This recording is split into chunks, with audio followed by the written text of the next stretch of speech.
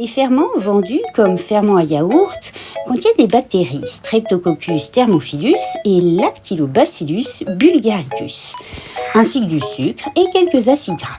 Pour transformer le lait en yaourt, il faut un ferment lactique qui contient ces deux bactéries. Et ces bactéries ont besoin de sucre, le lactose dans le cas du lait, et d'une température de 43 degrés, c'est-à-dire la température d'une yaourtière, pour fabriquer l'acide lactique qui, au contact des caséines du lait, vont provoquer la précipitation et faire prendre ainsi masse au lait, c'est le yaourt. Dans le lait de soja, la protéine de soja s'appelle la glycinine et c'est grâce à elle qu'on peut aussi obtenir des yaourts de soja grâce au même ferment et dans les mêmes conditions.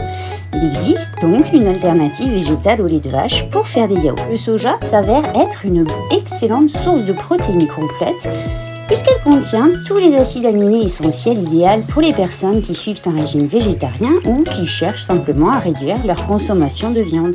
De plus, la protéine de soja a des bienfaits sur la santé et remodelage osseux qui s'observe en cas d'ostéoporose. L'IGF-1 est une hormone qui s'apparente à l'insuline. C'est un acteur essentiel de la croissance et du métabolisme. Il se trouve que les produits laitiers permettent justement d'élever l'IGF-1. Eh bien, la propriété de la protéine de soja a un effet comparable, voire supérieur. Les yaourts au soja sont eux aussi donc réalisables en yaourtière en y ajoutant simplement le ferment yaourt. Leur goût est doux et leur texture fondante.